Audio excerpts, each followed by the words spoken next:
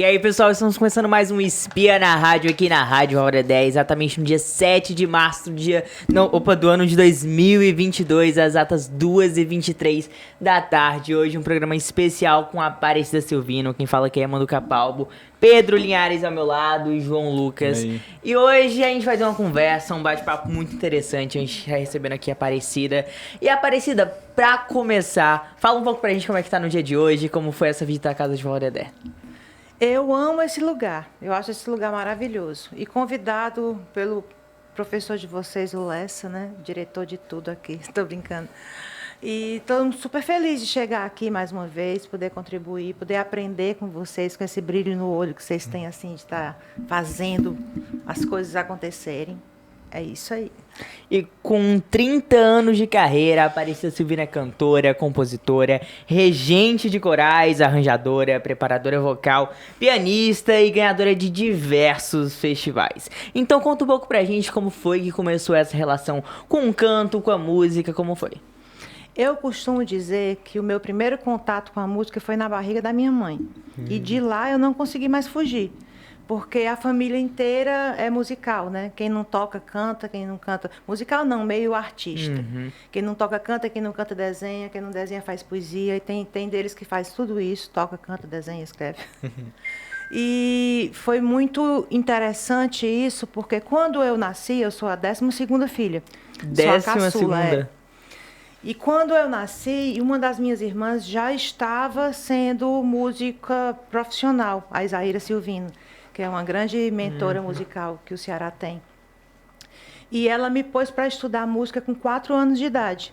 Dentro de um projeto de uma professora chamada Uda Lage, e ela tinha filhos pequenos, ela era professora do curso superior de música da UFC na época, e ela quis mostrar, provar que as crianças se musicalizavam em música, poderiam ser musicalizadas antes de entrar para a alfabetização.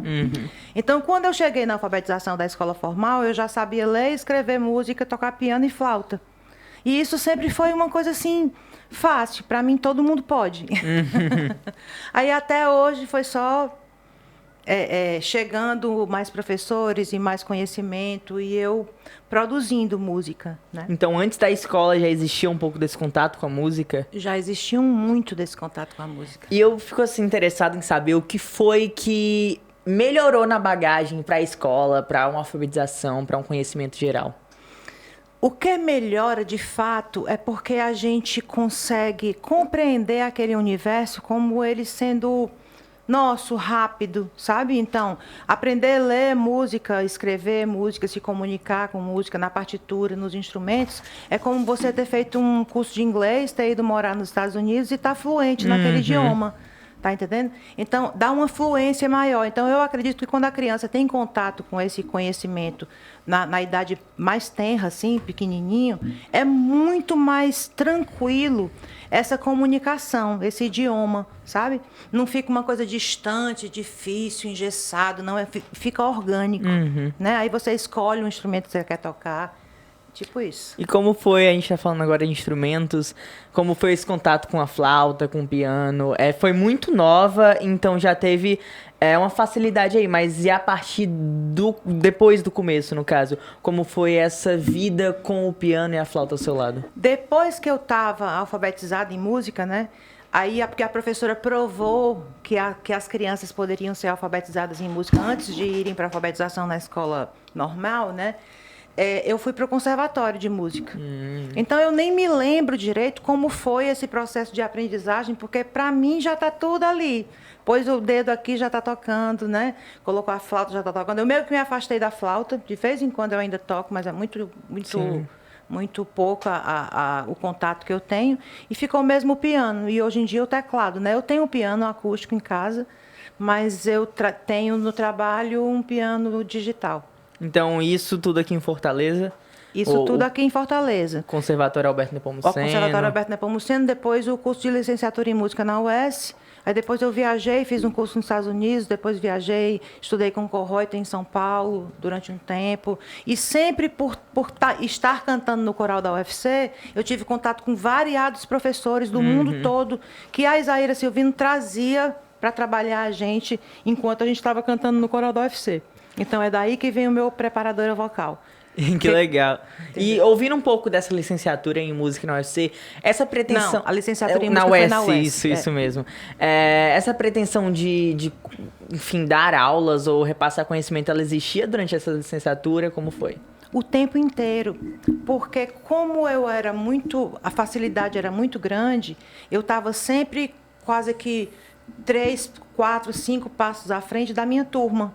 Então, o professor estava sempre precisando de mim e eu estava sempre auxiliando, né?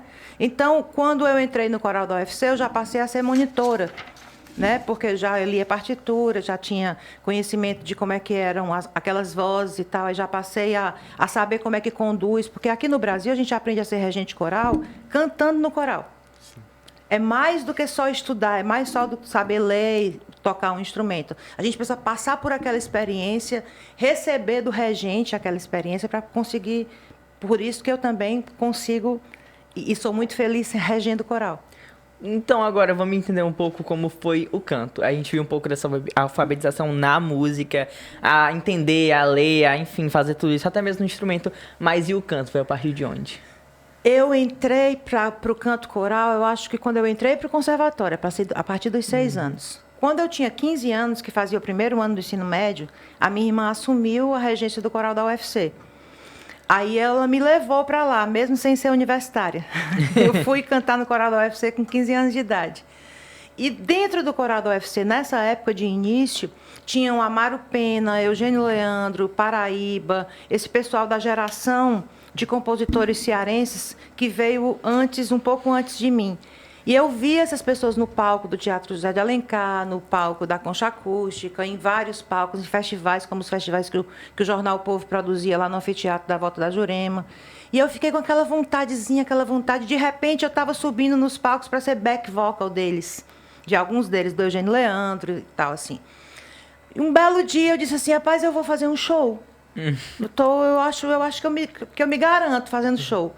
E consegui uns patrocínios, né, para pagar. Eu montei uma banda linda na época, a melhor banda de uns músicos, um staff bem legal que tinha em Fortaleza, que eram integrantes da banda Oficina. E fui para o Teatro José de Alencar, o Eugênio Leandro me deu uma pauta e eu fiz um show assim. Nessa época eu já cantava no coral do Jornal O Povo, que a minha irmã também fundou o coral do Jornal O Povo. E eles me deram matérias assim, como se eu fosse superstar, sabe? Então, eu já nasci, já estreei assim na Broadway. E a partir daí foi super fácil, porque eu entrei naquela onda que tinha no Ceará, em Fortaleza na época, de dar força e valor para os novos talentos. Então, legal. A minha geração é o Davi Duarte, a Cátia Freitas, sim, o Isaac Cândido, o Marcos Dias, o Marcos Café. Então, a gente foi muito, muito rápido alçando voos, né? E um belo tempo, assim, um belo dia, assim, uns 3, 4 anos depois que eu comecei a fazer shows e afirmar o meu nome como cantora, o Ricardo Augusto, que é um médico cearense, compositor, perguntou assim, eu posso produzir um disco seu? Quem é que disse que não, né? Aí ele fez o Vidro e Aço, que é o meu primeiro vinil, que foi lançado em 1990 e tem uma participação do Belchior. O Belchior veio de São Paulo gravar comigo aquela música. Não cante vitória muito cedo, não, nem leve flores para a cova do inimigo. Aí o Belchior participou. Aí eu fiquei feliz. Eu acho que eu queria muito desenvolver esse assunto agora do canto, mas a gente vai voltar nele, mas um nome que está sendo muito recorrente é o nome da Isaíra. E eu queria muito que tu falasse um pouco, você, Aparecida, falasse um pouco sobre essa relação com sua irmã e sobre quem foi a sua irmã. Chorando ou sem chorar? Aí você que decide. Não sei se vocês sabem, a Isaíra voltou para a Estrela, de onde ela veio, né, em agosto do ano passado. E eu nem sei como é que se concebe um mundo sem ela. Porque eu acho que, de fato, esse mundo não existe sem ela. Porque ela deixou uma parcela tão grande de vontade de descobrir música, vontade de se integrar com música, vontade de sonhar com música, vontade de que as pessoas sonhem com música. Isso foi ficou tão dentro de todos nós que somos alunos, discípulos dela, que eu acho que ela é imortal. Sabe? E o diferencial dela para qualquer outro professor de música que eu já tive na vida é essa capacidade de dizer, você pode. sabe? Não existe impossível, você pode. A música tá aqui, ela ia seduzindo a pessoa e de repente a pessoa era um artista e tava lá, entendeu? Isso foi aconteceu com você, então, no caso. Comigo, com o pessoal que hoje é professor do curso de música da UFC, com várias pessoas pelo Brasil, porque a Funarte levou a Isaíra para o Brasil inteiro, para os painéis que existiam, né? Então ela passava aquela didática dela de encantamento para o Brasil todo. Isso só e com fora música? do Brasil também, com música, Tudo... com regência de coral. E a gente também vê um pouco dessas outras relações com outras artes dentro da família. Como foi pra ti, pra Isaíra, pra os outros 10 irmãos além de vocês? Como foi viver de arte? Viver de arte, só somos dois. A Isaíra Silvino, Sim. que é a mais velha, e eu, a mais nova. E hoje o filho da Isaíra, que é o Davi Silvino, e a Bárbara Silvino, que é uma das minhas sobrinhas, que também é formada em música, que é do Cariri. Os outros todos, cada qual seguiu sua vida, mas no final de semana está lá no violão. Então tem um irmão que já lançou alguns livros de poesia, tem umas irmãs que faz umas telas que a gente tem lá hoje. E essa arte, ela se traduz na nossa comunicação, na nossa forma de ser. Então juntou a família e virou um show. Que legal. E voltando um pouco agora à música e à participação com o Belchior, conta pra gente como foi essa iniciação, assim, primeiro vinil, acho que em 1990, o acesso a essas gravações era um pouco mais complicado do que hoje, como foi? Esse meu disco foi o segundo disco gravado no Ceará. A minha geração foi uma geração abençoada porque a gente não precisou sair do Ceará para fazer sucesso. Tipo assim, fazer sucesso para mim, eu quero deixar bem claro que é pagar os boletos com música. Isso é fazer sucesso, né? Então, a minha geração, ela não precisou sair do Ceará para ir para São Paulo, porque o pessoal do Ceará já tinha feito isso. O pessoal do Ceará, que é Fagner Belchior, Ednardo, Tete, Rogério, esse pessoal todo, quando eles foram para lá, eles abriram espaço para que o Ceará aparecesse. Então, tinham vários festivais, né, sempre acontecendo. E o meu disco foi gravado no Pro Áudio, que foi o primeiro estúdio que o Ceará teve. Top de linha, top, que Los Angeles tinha a mesma tecnologia dos discos feitos aqui. E o vinil foi muito bem aceito, foi muito bem vendido. Hoje em dia ele custa caro no sebo. Eu estou tão feliz com isso. Tipo assim, uma bolsa de valores para o artista, né? E quando esse vinil aconteceu, quando esse vinil ficou pronto, eu fui para São Paulo para estudar com o Kohreuter. E quando eu cheguei, aconteceu uma coisa interessante. Eu não gostava de me ouvir naquele disco. Não se assustem. Não tem um artista que goste. Depois de 2, 3 anos é que você vai começar a compreender. Hoje, do alto da minha maturidade, dos meus 50 anos, né? Não parece, mas eu tenho. Aí, eu vejo que é porque a voz da gente é a identidade da gente, sabe? É a alma da gente que aparece. E, às vezes, a gente leva um tempo para se conhecer, né? Para se aceitar, para se aprimorar. Hoje eu acho o disco lindo. Tenho vontade de voltar lá para gravar tudo de novo, tipo isso, sabe? Ouvindo um pouco dessa fala de se conhecer, de trazer um pouco desse processo, a gente tá ouvindo de uma pessoa que teve um conhecimento na música muito cedo. Como foi pra ti, então, desenvolver esse conhecimento pessoal durante esses 50 anos? Eu te digo que isso nunca acaba. Sempre tem algo pra gente conhecer na gente. Sempre tem algo pra gente transformar. Sempre tem algo pra gente alargar ou reduzir, tirar um hábito, colocar o outro. Tudo vai depender do objetivo. Às vezes a gente quer subir uma montanha e diz assim, eu não tenho a mais remota condição de subir essa montanha. E agora? Aí a gente para um pedaço. Aí enxerga dentro da gente a condição de subir a montanha a ponto de que a gente acha que aquilo é plano. Sabe? E quando a gente chega lá em cima, que alcançou aquele objetivo, uma porta enorme se abre dentro da gente e a gente vai conseguindo se compreender dessa forma.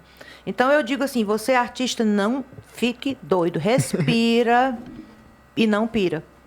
Respira, se entende, porque você sempre vai encontrar dentro de você assim uma fórmula de seguir em frente, sabe? A música para mim sempre foi isso, porque assim, quando a gente é artista, vocês sabem disso porque vocês também são, a gente é muito intenso, a tristeza é muito triste, a alegria é muito alegre, tudo é, sabe? E isso faz com que a gente perca meio a noção de um equilíbrio, né? Porque a gente tem que subir no palco e eletrizar 3.000 pessoas que estão naquele momento, né? Fazer aquilo tudo, descer do palco e continuar sendo uma pessoa normal como qualquer um que não sobe naquele palco, não é fácil, né? Principalmente se a gente não usa de nenhuma substância, se a gente deixa somente a música participar daquele processo dentro de nós. Então é uma coisa assim meio... É fácil e é difícil ao mesmo tempo, entendeu? Aí a gente não desiste e vai descobrindo uma forma de...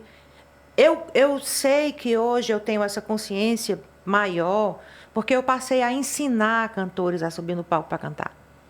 Não me bastou só subir no palco para cantar ou reger coral. Eu estou dando aula de canto, já tenho uns 6 anos, né?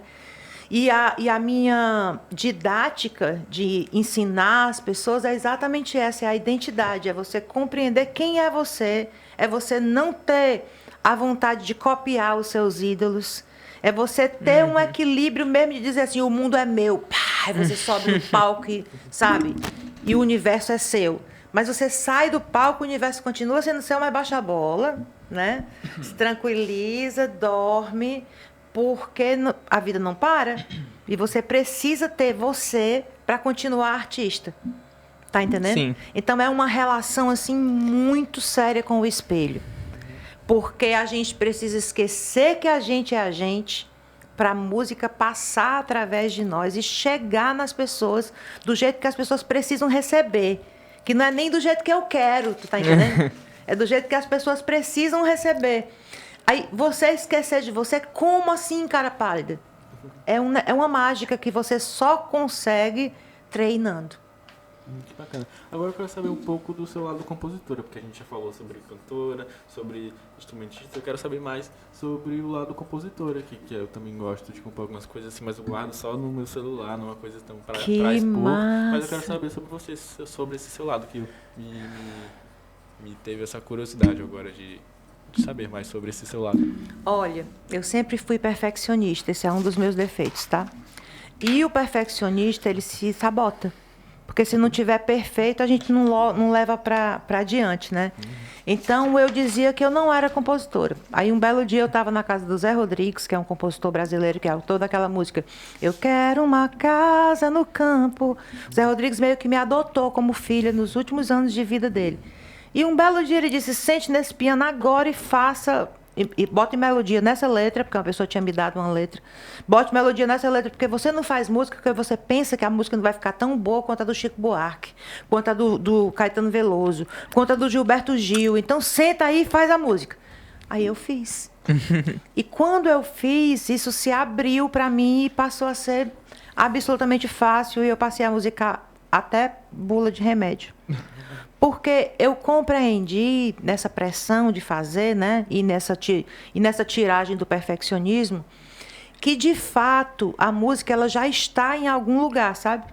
Quando eu leio aquela letra, eu já escuto o rumo daquela melodia. Aí eu sento no piano e ela vem todinha, porque é como se ela estivesse em algum lugar, eu me conecto e trago essa música. Então eu digo que não sou bem eu que faço. Sai com o meu DNA. Porque tudo que sai de nós sai com o nosso DNA. Mas é como se tivesse um local assim, e tá lá e... Da mesma fonte que a pessoa escreveu a letra, eu trago a melodia. E isso foi bem importante para mim, porque nessa época da minha vida que eu comecei a compor, as canções conhecidas já não eram suficientes para dizer o que eu estava querendo dizer. Sabe? E de repente começaram a minar letras que diziam exatamente o que eu estava querendo dizer. Aquela melodia vinha e foi o céu, foi muito bom. Foi um passo muito grande de autoconhecimento também, sabe? E como lidar com essa segurança de expor suas próprias composições? Porque é uma coisa que eu tenho e eu quero, sei lá, quero saber de você como você lidou com isso. De expor uma coisa que você escreveu, expor para outra pessoa. É só tu compreender que a letra, que a poesia, que a canção, ela não é tua. Tu tá entendendo? É como se ela fosse um filho. E a gente não pode esconder o filho dentro da gaveta. Porque é uma vida que tem que ser vista. Eu sempre digo que uma canção nasce porque alguém precisa ouvir. E se a gente é veículo dessa canção, a gente tem que jogar ela na Medina. Entendeu? Ai, é feio. Vai ter alguém que vai achar aquele feio lindo. Aí encontra a ponte. Tá entendendo? Porque nenhuma obra de arte nasce em vão. Não tem jeito. E não tem obra de arte uma melhor do que a outra, não tem jeito. Nasceu. Estou falando de obra de arte. Do que eu compreendo como arte. Eu não estou falando do entretenimento. Que às vezes também pode ser arte. E às vezes não. Sim. Já é outra história. Desculpa, é porque eu queria saber se você lançou 4 discos, não é mesmo? Exato. Eu queria saber se dentro desses 4 discos, se você teve alguma música preferida e se sim, tem alguma história por trás dela. Eu acabei de dizer para vocês que música é como filho. Uhum. Se eu disser para os meninos que eu tenho um preferido, como vão ficar os outros? Mas tem alguma música que tem uma história? Eu não posso dizer que tem uma música preferida, mas eu posso dizer que tem uma canção que abriu portas para mim assim de uma forma impressionante, a nível nacional e tal, que foi quando eu ganhei o Festival da Assembleia com ela, que chama Janela Aberta. Não sei se vocês já ouviram. Se vocês quiserem botar para tocar, eu acho ótimo. A gente já... Todas as músicas estão no Spotify. Então, todas as plataformas? Todas elas estão em todas as plataformas. Enquanto a gente procura aqui, só vamos conversar um pouco mais. Eu ouvi um pouco desse talento das composições. Isso começou antes do primeiro vinil? O primeiro vinil já tem uma música minha. Já tem uma composição? Morta de vergonha, Então, quer dizer que eu não era. Vamos lá, a gente ouviu um pouco dessa relação do artista com suas composições, com seus filhos. É uma margem mesmo de se desroupar e mostrar o mais interior de si mesmo. E eu quero entender um pouco como foi, nesse primeiro vinil, um início de carreira, lançar essa composição. E era sobre o quê? Falava sobre o quê? Um papo novo. Um papo novo? O nome dela é Papo Novo. Tô louca por um papo novo, por um fato, o ovo que Colombo pôs de pé. Entenda, tudo se apresenta, mas não tira a venda que do olho não põe fé. Não venha com toda sua caretice, não tenha coragem, pois tudo é tolice. Não venha com toda sua caretice, não tenha coragem, pois tudo é tolice. Quero mais que o sol nascendo em mim, quero faz um bem estranho assim. Mas é melhor a música lá. Mas a gente tá falando em 1990, né? 1990. E esse novo papo, ele vem mesmo de uma aflição ali. A gente ouviu um pouco das composições que já não cabiam mais dentro de você. Ainda Veio não. um pouco disso? Ainda não. Aí, nesse momento, na década de 90, Caetano Veloso, Chico Buarque, Milton Nascimento, Eugênio Leandro, eles diziam tudo que existia dentro de mim. Uhum. Quando eu cantava assim, solto a voz nas estradas, isso era o céu, assim, tudo se abria, assim, entendeu? No palco. E falando, a gente tá ouvindo um pouco dessas referências, dessas alusões a alguns outros artistas. Quais eram, assim, os principais, os que davam vontade de produzir? Esses aí eram a minha vida, sabe? E enquanto intérpretes, era a Simone e a Gal Costa. Mais tarde veio a Elis chegar perto de mim. Uhum. E antes deles, todos eram o Belchior. Belchior, o disco Alucinação, assim, com 12 Sim. anos de idade, aquilo ali. E uma pessoa de 12 anos de idade consumia aquele tipo de música naquela época, quase saindo da ditadura. Um negócio difícil, né, de encontrar. Então, imagina, não tinha amigos. Então, eu fui pra onde? Pra gente mais velho que eu. Né? Então, era um pulo, assim. Eu dei meus pulos pra virar eu, viu?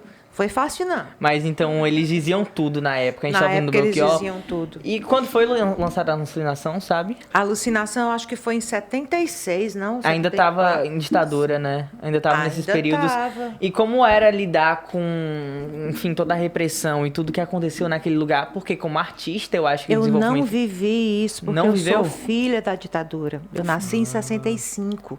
A minha geração não sabia dessas coisas que estavam acontecendo. Não sabia nem o que era Quando eu não fazia viver, o terceiro ano do segundo grau, em 83, que eu tinha 17 anos, foi que o professor de OSPB começou a botar aquela coisa dos diretas já, começou a contar uma história que a gente não tinha acesso de jeito nenhum. Principalmente porque eu era filha de coronel. Meu pai era contra isso, aquilo tudo, né? Ele tinha uma postura muito, muito justa, mas ele, inclusive, auxiliou variadas pessoas a saírem daqui. É uma história bem que eu não sabia, que eu só soube depois que ele morreu. Ele morreu em 84. E quando eu fui colocada, assim, na concha acústica da UFC para cantar o hino nacional, pro Lula, que tava vindo pela primeira vez fazer campanha, aquilo acendeu um fogo dentro de mim e eu comecei a lutar por uma coisa que eu nem sabia o que era. Coração de estudante. Quero falar de uma coisa. Eu abri a boca para cantar isso, o povo vinha abaixo. Mas eu não sabia, como eu sei hoje, o que era que eu estava cantando. Eu não tinha esse sentimento, eu não tinha proximidade de ninguém que estivesse passando por aquilo tudo. Então, eu só vim ter consciência do que aconteceu no Brasil, de 1960 a 1980, muito depois, uns 10 anos depois, entendeu? E como era sentir que quando abria a boca pra cantar, quando abria a boca pra falar e expressar, tava falando um pouco mais dentro de ti, tava saindo, tava usando mesmo como refúgio esse lugar de arte. A arte te salvou durante esse período? Eu estava representando as pessoas, eu estava sendo lugar de fala de muitas pessoas. Sempre foi assim para mim. E a música me salvou, ela salva todos os dias. É impressionante isso. Eu digo para os meus alunos que é porque quando a gente canta, a gente respira melhor. Quando a gente respira melhor, a gente tem um equilíbrio interno, físico, de químico, do corpo, muito melhor. E também a energia, né? Porque aquela música, antes dela chegar na pessoa, ela chega em mim. Porque a voz da gente é o ar que a gente respira. A voz da gente não é nossa, entendeu? É o ar que a gente respira generosamente. E se transforma em som quando vibra na corda vocal, na saída. Sai de mim com o meu DNA, é a minha identidade, mas não é minha, entende? Então isso dá um ganho, pelo menos para mim, sabe? Porque me tira do lugar da vaidade, que a vaidade para mim eu acho que é uma ilusão muito, muito difícil da gente administrar. E me tira do lugar da competição.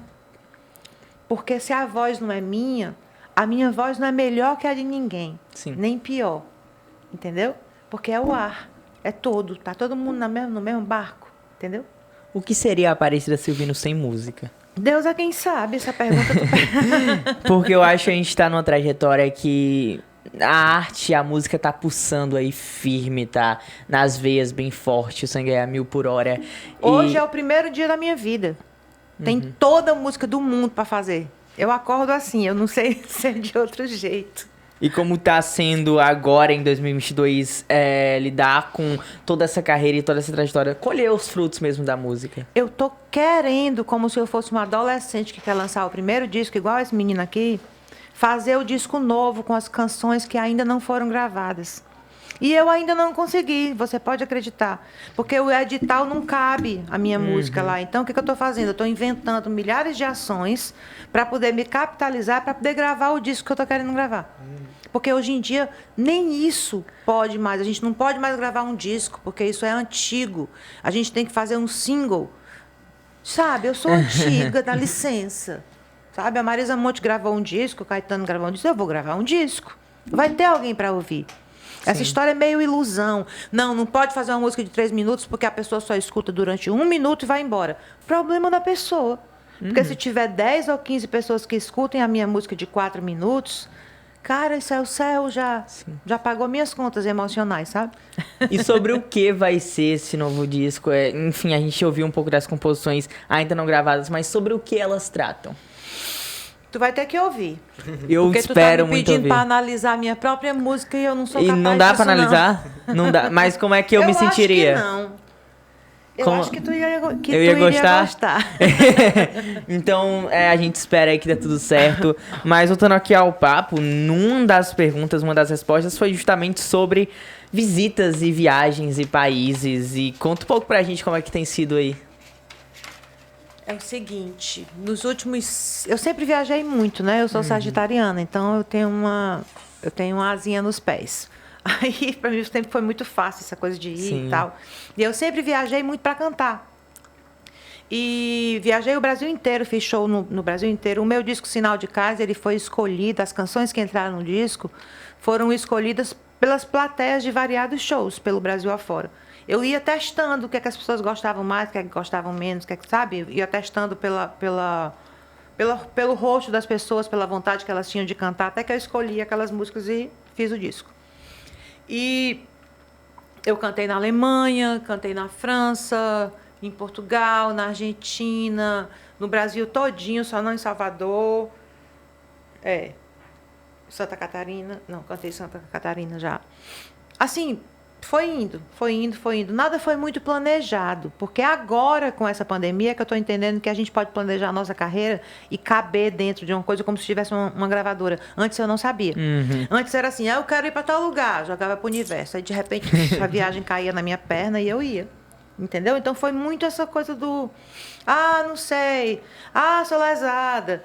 Tenho vergonha. Não sei o quê. Sabe? Agora, com esses 2 anos de isolamento social, foi que eu comecei a aprender muitas coisas. Aprender de verdade, assim, aprender a planejar. Tanto é que agora estou começando a botar minha cara no Instagram para poder pensar nessas ações que vão me capitalizar para eu conseguir gravar o disco, entendeu? Tem muita coisa para aprender, meu povo. A gente ouviu aí recentemente uma fala, eu sou antiga. E agora a gente tá ouvindo Instagram. Como é que tá sendo aí lidar com essas novas mídias sociais, redes sociais e esse mundo novo? Gente, eu era a artista mais tímida que vocês conheceram na vida de vocês. Tô deixando de ser. Porque compreendi que timidez é perfeccionismo. Artista tímida? E me atrapalha, assim, subia no palco à força. Sério? Sempre. Mas quando subia dava um show? Porque a música passava por mim, né? Era mais importante do que eu. Mas eu já fui de topar em caixa de som, sabe? De enrolar cabelo em guitarra. Aquelas coisas mais doidas que você pode imaginar já aconteceu na minha vida. Falar bobagem, falar uma palavra, crente que estava falando outra, essas coisas, assim, eu sempre fui dessa forma. E isso tudo era perfeccionismo, era que eu achava que era timidez, né? Que eu achava que eu era grande demais, toda cantora era pequenininha. E eu achava tanta coisa, meu povo. A gente artista, a gente falseia muito a realidade, sabe?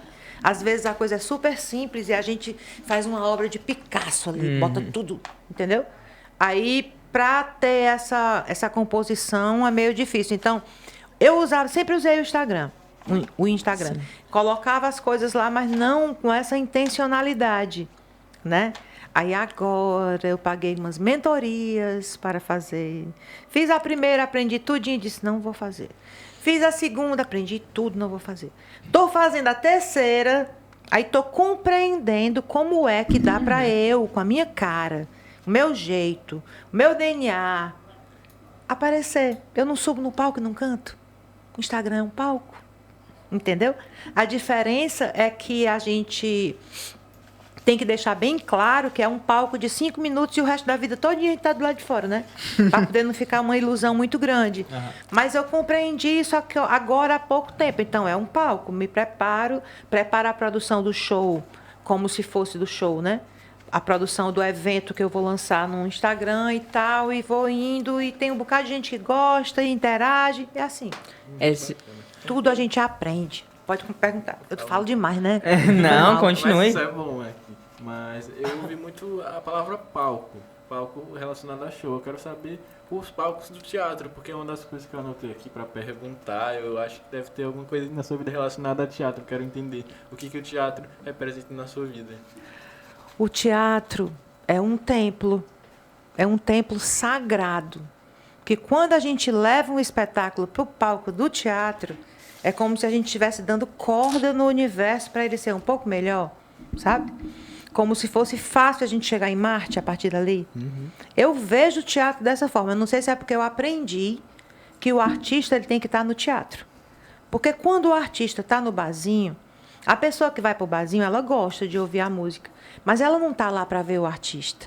E isso meio que mata a alma do artista. Sabe? Não é por vaidade. É porque quando a gente está no teatro que começa o espetáculo, a troca de energia que acontece ali é um negócio que movimenta mesmo, sabe? Melhora a minha vida, melhora a vida das pessoas, melhora a vida de quem está nos bastidores trabalhando. É uma melhoria. É como se o oxigênio ficasse melhor. Então, eu sou apaixonada por palco de teatro. Palco de teatro pode ser a praça. Tá entendendo? Contanto que você cria assim um ritual, um cenário, uma luz, envolva mais pessoas que façam aquela arte, chegar como como um presente na vida das pessoas. Eu entendo assim, pode até ser que eu esteja errada, mas se eu tiver, talvez eu aprenda daqui para frente. Ui. A gente ouviu também um pouco sobre esses espaços de mídias sociais, Instagram. Eu acho que isso fala muito de identidade. E agora eu queria fazer uma pergunta bem pessoal. Qual é a identidade da Aparecida Silvino? Tu gosta de saber demais, né? Gosto, eu quero entender, eu quero ir a Eu fundo. não faço a mais remota ideia. Essa pergunta eu faço a mim todo dia. Quem tu é, criatura? E ainda tá no processo de descobrir. Cadê tu, mulher? A gente ouviu um pouco sobre essa mulher que, enfim, desde, sei lá, quantos anos de idade, como é que começou? Com 4 anos. 4 eu anos, acho que eu né? posso dizer que eu sou uma pessoa profundamente apaixonada. E eu sou profundamente apaixonada pelo agora, sabe? Eu geralmente digo para as pessoas assim que, olha, quando a gente começa a cantar, a gente está cantando em Paris, nos Champs-Élysées. Assim, um negócio de salto alto, sabe? Essas coisas assim. Por que isso? Porque Paris parece assim a cidade do imaginário, da coisa assim. Podia ser no Quixeramobim, sem problema nenhum. Mas quando a gente fala assim, parece como que se a coluna da gente subisse, né? A cara das pessoas muda, né? No coral, Sim, na sim. banda, na postura. Então, assim, eu não consigo ser menos. Então, eu sou intensa mesmo, né? Intensa tanto no pianíssimo quanto no fortíssimo. Então, além de apaixonada pelo agora, eu busco, o tempo inteiro eu busco. Não tem fim, sabe? Tem sempre o que aprender. Estou fazendo aula de inglês, estou cuidando de cantar na Europa, porque a minha filha está morando lá. Estou cuidando de passar, de arrumar a minha vida profissional, que eu possa ficar aqui, que eu possa ficar lá, que eu possa ficar em Paris, que eu possa ficar em Amsterdã, que eu possa ficar em Stuttgart, porque eu tenho família nesses lugares todos, sabe? E assim, eu estou vendo cada vez mais um mundo propício para essa pessoa que gosta de viajar. Porque se eu passar um dia na sua casa, aquele dia é como se fosse uma eternidade, entendeu? Nunca mais eu vou sair de lá. Tipo assim, a semente vai ser plantada. Então, eu gosto dessa possibilidade que a internet dá, da gente viajar o mundo inteiro, né? E ter conexão com o mundo inteiro, mas conexão real. Porque passa do virtual para o real. Então, é essa comunicação que eu estou querendo aprender a ter. Mas é complicado demais, porque a gente não tem equipamento, porque não tem uma equipe, porque não tem ainda. Vejam bem, me encontrem daqui a um ano para vocês verem a coisa. Essa sua filha mora onde? Ela mora em Lisboa. Lisboa. E esse foi um dos lugares, eu acho que, assim, a gente ouviu Portugal, um dos espaços que já passou com arte. E essa pretensão de ir pra lá também com arte, cantando e, enfim, ensinando. Eu tô querendo. Tá querendo? Sempre que eu vou lá, eu encontro um piano, aí sento, faço uma noitada, um sarau, chamo os amigos e tal. A gente não ouviu nada, a gente pode pedir alguma coisa, Vocês deviam botar pra cantar aí no Spotify. É pro tão povo melhor ao ouvir. vivo, é tão Tu melhor, jura, eu juro. meu povo? Vamos lá. Eu vou fazer uma música que eu gosto muito, porque eu acho que ela... Tá aí, ela parece muito comigo.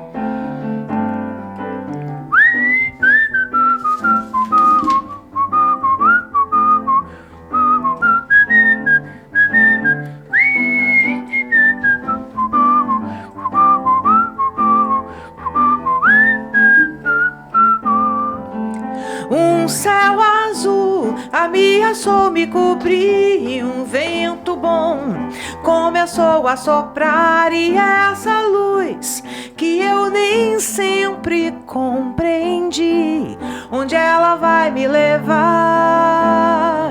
Aquela estrela eu vi piscar pra mim, ou era então um flerte com luar? Até uma chuva mansa resolveu cair pelo prazer de me molhar. Foi de manhã que o sol se derramou e um encantamento azul se estendeu no mar, pra receber o que virá, pra receber e o que vale esperar. Pra que tentar saber tanto por porque melhor cantar até anoitecer. Pergunte ao mar e ele vai dizer que sempre existe estrela pra se sonhar. Talvez no céu, talvez no mar, qualquer estrela só existe para brilhar. Talvez no céu, talvez no mar, qualquer estrela só existe para brilhar. Brilhar, brilhar.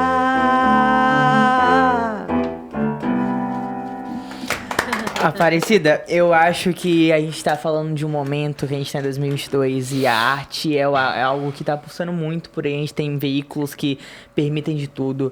E por conta disso, eu acho que a gente passa muito pra um meio, às vezes, realmente do entretenimento, como a gente ouviu aí, que deixa, às vezes, ser arte.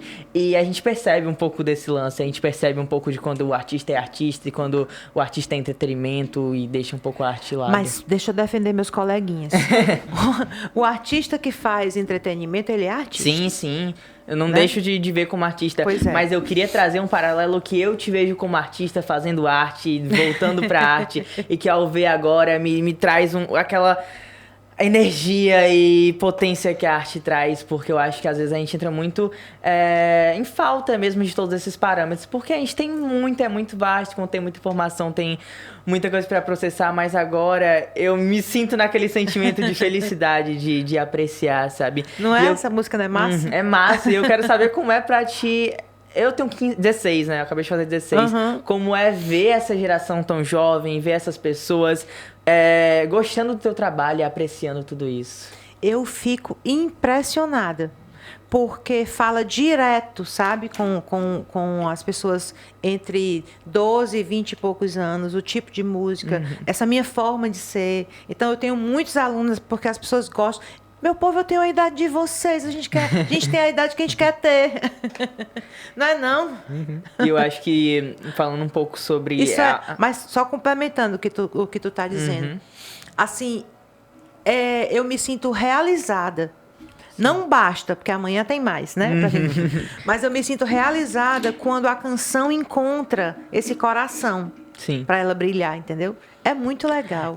Eu tô falando aqui, a gente ouviu a canção, a gente ouviu, enfim, tudo, mas também tem uma questão muito forte da intérprete. Como é pra ti, porque eu acho que é uma das coisas que mais ganha. A gente realmente viu a música dentro de ti, essa coisa, esse fervor aí tão gostoso. Como que foi ganhando um pouco desse lugar de intérprete mesmo? Eu não sei dizer, porque a pessoa que sobe no palco e canta desse jeito, quando eu descia do palco, eu não sabia onde ela estava. Era aí que chegava a timidez, era aí que chegava, sabe, a neura, o desespero dentro da minha cabeça. Para tu ter ideia, quando eu fui gravar o CD Presente, foi o meu segundo disco, o CD estava todo gravado e eu escutando as músicas em casa, eu olhava para o espelho e eu não enxergava aquela pessoa na minha imagem no espelho, eu não enxergava a pessoa que eu estava ouvindo. Eu fui fazer terapia. Eu só lancei o disco um ano depois que o terapeuta conseguiu me mostrar onde era que estava a diferença entre aquela pessoa que eu estava ouvindo, que era eu, e aquela pessoa que eu estava vendo. Que eu não estava permitindo que aquela pessoa aparecesse, tá entendendo? É muito interessante o ser humano, né? Esse ponto aí foi muito bacana, porque eu acho que por mais que a gente esteja num momento de comunicação, de informação, alguns pontos e estigmas e padrões ainda estão muito enraizados, como esse lance da terapia. A gente vê muita gente falando que é bobagem e que isso é aquilo, mas demorou um ano pra ser lançado um disco que tava ali pronto e que tinha a melhor qualidade. Conta um pouco pra gente como isso foi importante na tua vida. Se eu tivesse dinheiro, eu pagava terapia para todo artista fazer. É importante demais, não só para o ser humano não artista, mas para todo ser humano, sabe? Eu fiz terapia algumas épocas da minha vida. Eu dava alta a mim mesma, aí daqui a pouco eu voltava de novo. Aí eu dava alta a mim mesma, daqui a pouco eu voltava de novo, daqui a pouco eu falava, vou voltar de novo. Porque a terapia alcança o que a gente não é capaz de alcançar. Para tu ter ideia, né? A música alcançou em mim um lugar que eu não fui capaz de enxergar. Precisou a terapia me mostrar que aquela pessoa que era eu que estava cantando precisava ser vista, né? É uma coisa muito, muito incrível isso, assim. E principalmente quando a gente é mulher, que a gente tem que tacar um batom, que a gente tem que arrumar o cabelo, que a gente tem que vestir uma roupa que comunica. Vocês tomou banho, tá feito, entendeu? É uma tristeza isso. Mas tem todo esse cuidado, sabe? Então, o artista precisa ter o cuidado consigo mesmo, eu acho, né? Porque eu aprendi a ter consigo mesmo, com a sua imagem, a imagem que você vai comunicar, do tamanho daquela música quando ele abre a boca e canta. Sabe? Sim. E parece uma coisa simples, né? Não é. Não parece, nem Não é. é simples. Aí o que é que a gente vê muito? Personagem. Sabe? Você precisa montar um personagem e você chega lá e você tem alguma coisa faltando. O que está faltando? Até para a gente juntar a música que a gente está ouvindo com a imagem que a gente está vendo. E isso, para a pessoa, quando ela desce do palco, deve ser difícil também. Porque se eu tivesse tido a capacidade de montar um personagem para mim na primeira vez que eu subi no palco, eu acho que eu estava feliz da vida. Porque toda a vida precisava só o personagem, né? Tava só o personagem. Mas não é assim. Eu nunca fiz teatro. Então, eu não sei como é que você desliga um personagem. Porque o personagem, para construir, ele tem que ter um elo dentro de você, né? Mas quando você sai daquele personagem, você precisa sair daquele personagem. Você não pode viver, como o Lulu disse, né? Não leve o personagem para a cama. Bacana. Tipo isso. E a gente viu um pouco da sua relação com a tecnologia, a mídia social, do Instagram, citou o Instagram, que é meio... Há uma certa dificuldade porque você está se introduzindo nisso agora, só que antes de você tocar, eu percebi que você citou o Spotify. E aí eu fiquei tipo assim, o Spotify é uma coisa atual, é uma mídia social, onde você escuta música. E eu quero entender qual é a sua relação com essas mídias, onde há música, onde há um acesso mais... uma coisa mais acessível à música. Né? Porque antigamente tinha a fita cassete, tinha o vinil, tinha uma coisa mais... E agora tem o Spotify, tem o YouTube. Eu quero saber a sua relação com essas mídias. E tal. Então, foi assim. Vou contar. Não ia não, mas vou. No começo de 2020 começou essa história toda do isolamento, das coisas, né? Aí eu só faltei ficar doida porque eu não tinha, mas eu vinha do momento... profissional muito intenso, muitos shows, muito, sabe, crescendo e tal, viajando. Aí, de repente, bomba atômica. Morreu. Os planos todos, né? Aí eu fui para a internet. Descobri um rapaz lá, neurocientista, passando uma mentoria e fui fazer essa mentoria com ele. A mentoria era tipo de autoconhecimento, sabe? Para você se superar e aprender que você pode qualquer coisa. Eu acho isso demais. A gente, né? A gente pode, mas nem deve. Mas tudo bem, já é outro assunto. E eles estavam ensinando lá que a gente pode vender qualquer coisa. Eu já achei isso muito estranho, sabe?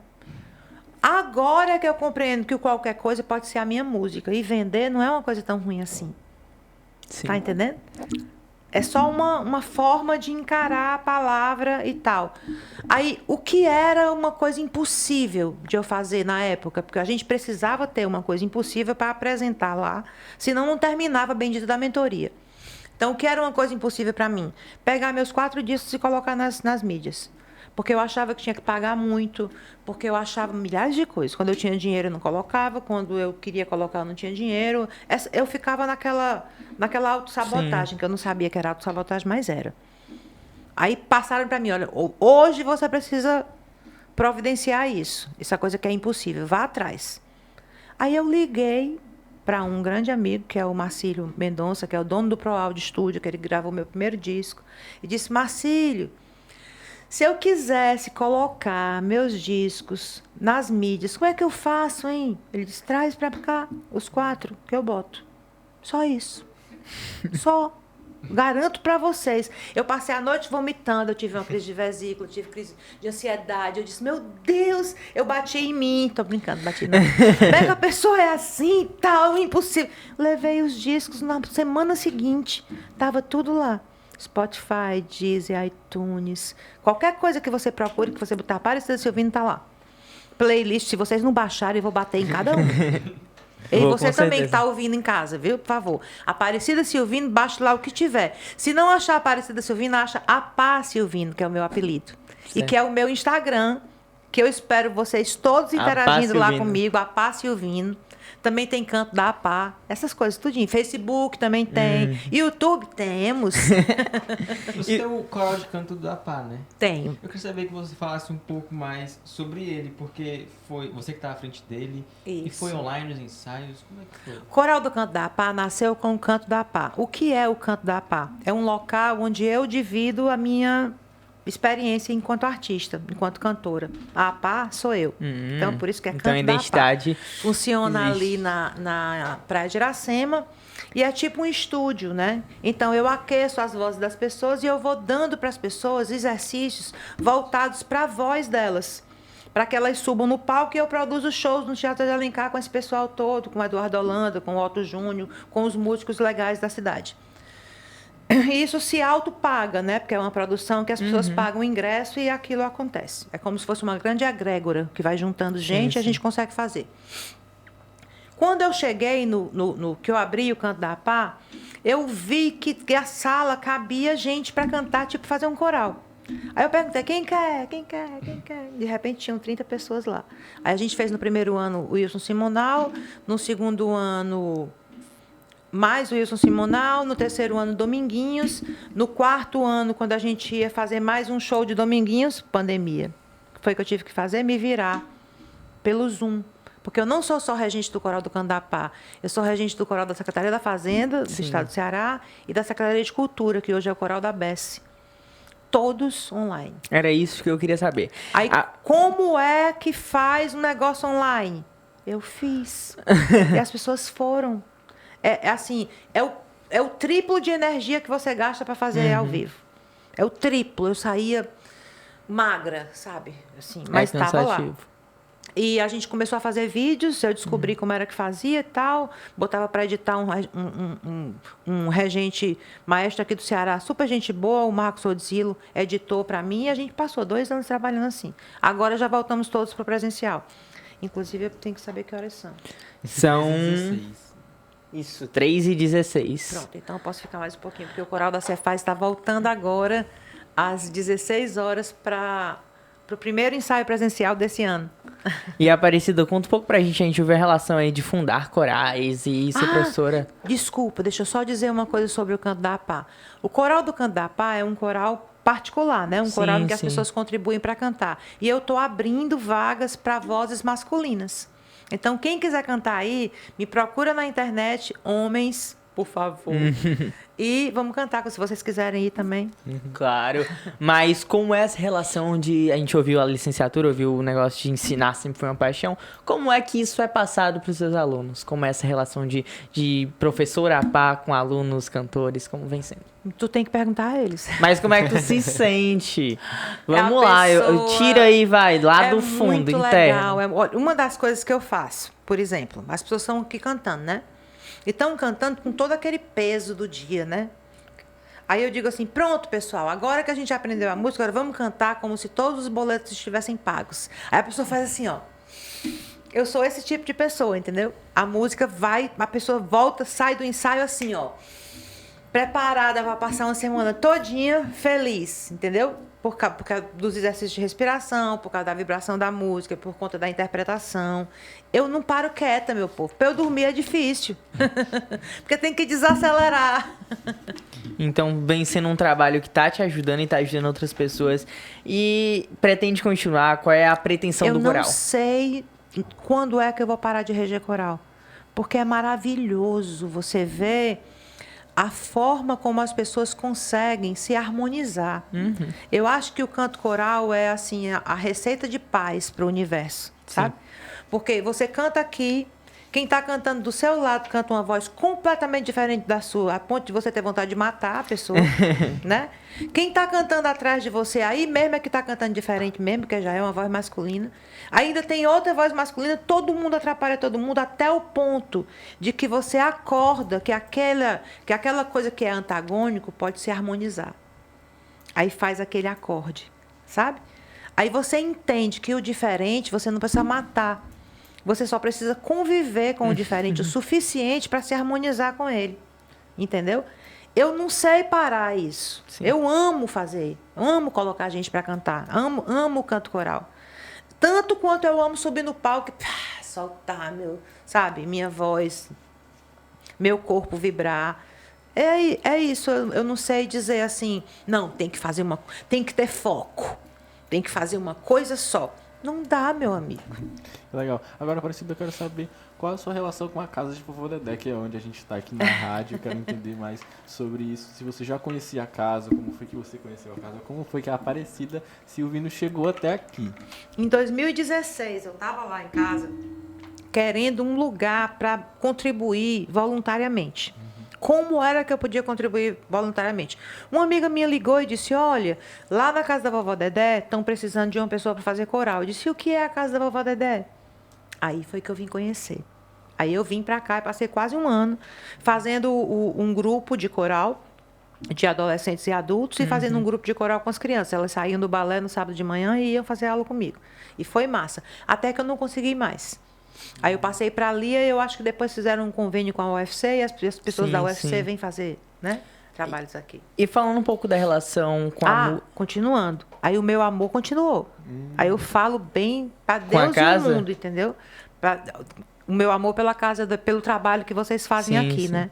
É muito lindo isso, é muito maravilhoso. E voltando nessa relação da música, conta um pouco das premiações, do reconhecimento.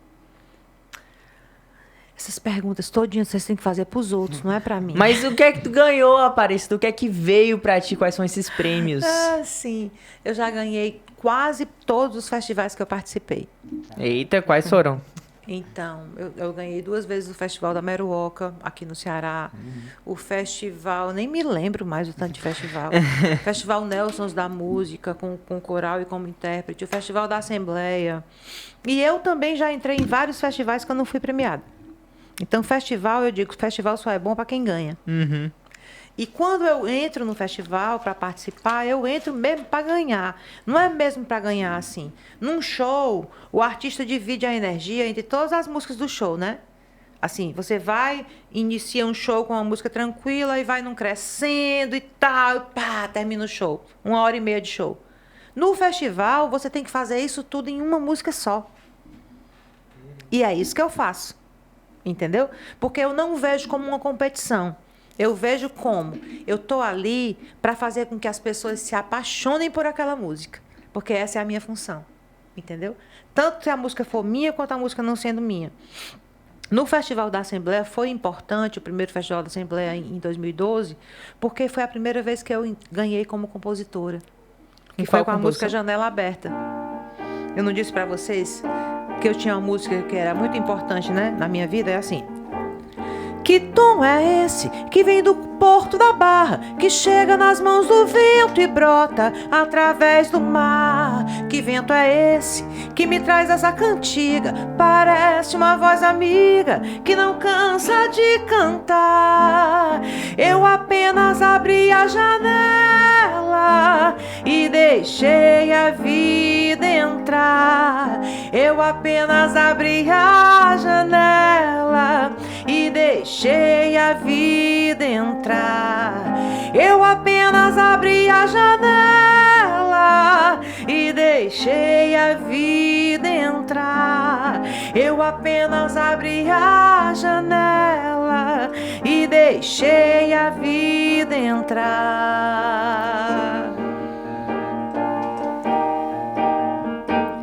Que tom é esse que azula o meio-dia, que me pede poesia e me impede de calar? Que acorde é esse que instrumento tocaria, que constrói a melodia e faz o meu peito pulsar. Eu apenas abri a janela e deixei a vida entrar. Eu apenas abri a janela e deixei a vida... Já decorou? Canta aí. Eu apenas abri a janela e deixei a vida entrar. Eu apenas abri a janela e deixei a vida entrar. Eu tô dizendo, perguntei se vocês sabiam, porque no dia do festival, todas as músicas tinham torcida. E todas as torcidas cantaram esse refrão, que vocês vão cantar agora, bora. Vamos, vai. Eu apenas abri a janela e deixei a vida entrar. Eu apenas abri a janela e deixei a vida entrar. Bora. Não Eu consigo, apenas tímido. abri a janela. Mas que coisa feia. Muito o pessoal tímido. não vai. Deixa a vida entrar, João Lucas, Que cante. Vocês são os coisa. artistas Vai. Vocês têm que musicais. cantar, senão o público de Não, vocês meu vai negócio dizer. é o piano, o Pedro canta, vai. Ai, tu Eu toca, toco, que toco. massa. O Pedro toca Meu violino, povo, eu vocês toco não piano. cantaram. Eu apenas Não abri consigo, a não. janela e deixei a vida entrar, vai. Não, Eu eu apenas... Não. O eu não consigo significa que vocês ainda não tentaram, Uhum. entendeu? Ninguém não canta na minha mão. Pois é, O quê? esse é o ponto. É o que eu ia falar, tipo, como é esse acesso? Porque eu tenho pavor de cantar, eu morro de medo, Tu é eu tenho doido, desespero. é? Tu não fala? Falo. Pois quem fala canta, meu amigo. Tá aí a voz soando. Canta, mas canta mal. Canta mal já passa pelo perfeccionismo, que aí já não diz respeito a você. Que você precisa cantar pra eu dizer se você canta mal ou não. Porque a professora sou eu. Mas não vou você. cantar, não. Consigo, não. Isso é um absurdo. Eu vou sair daqui sem fazer vocês cantarem. O João Lucas tá querendo cantar. Que né? vocês propaganda são é os essa, músicos. gente? Se eu não consigo botar esses meninos pra cantar... Bora, tenta. Fecha os olhos e manda, vai. Mandu. Eu apenas abri a janela. Bora, gente. A minha voz intimida vocês porque é agudo, mas vocês têm que cantar do jeito que vocês estão cantando. Eu apenas abri a janela. Voz de homem, vai lá. Eu apenas abri a janela. Isso. E deixei a vida entrar. Eu apenas abri a janela e deixei a vida entrar.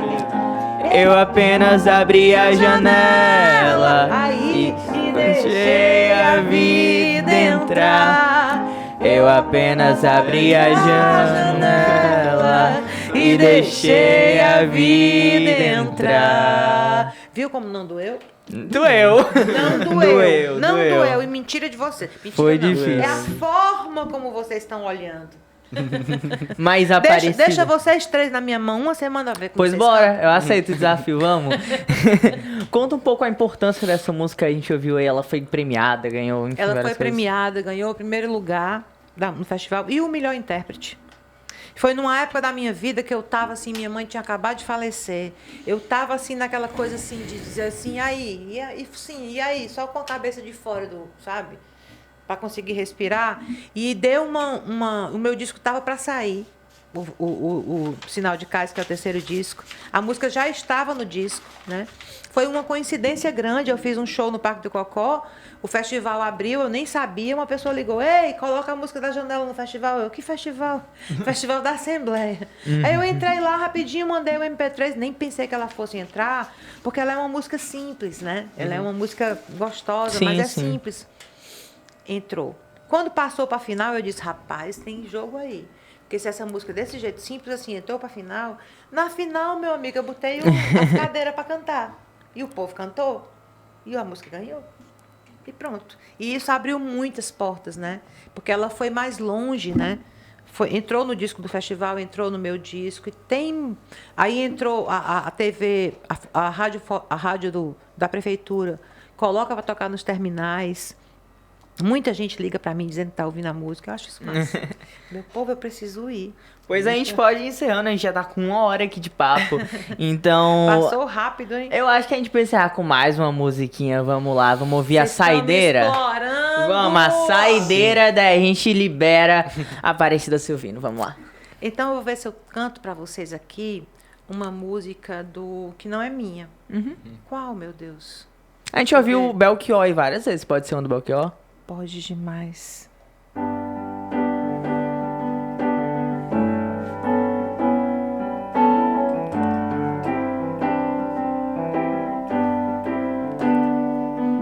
Presentemente eu posso me considerar um sujeito de sorte, porque apesar de muito moço, me sinto são e salvo e forte.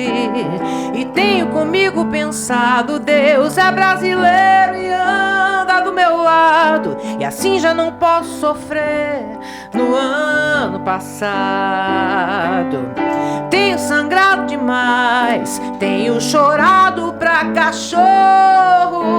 Ano passado eu morri, mas esse ano eu não morro. Tenho sangrado demais, tenho chorado pra cachorro. Ano passado eu morri, mas esse ano eu não morro. Então é assim que vamos encerrando mais um programa aqui, o Espia na Rádio, exatamente na Rádio Alvorada. E é isso, Aparecida, gostaria de agradecer pelo dia de hoje, pelas canções, interpretações, bate-papo, por Muito tudo bom que estar rolou. aqui com vocês. Foi Vocês são muito gostoso. legais, me deixaram bem à vontade. Obrigado, você também, foi E incrível, estão incrível. me devendo cantar Uma semana, a minha música. viu? Mas e você tá me devendo uma semana de aula que foi prometido ao vivo, então a gente vai ter aqui uma semana. Então tá certo, pode cobrar que eu venho. Pois vamos lá, e a gente vai encerrando. Um beijão, pessoal. Até a próxima. Tchau, gente, valeu demais.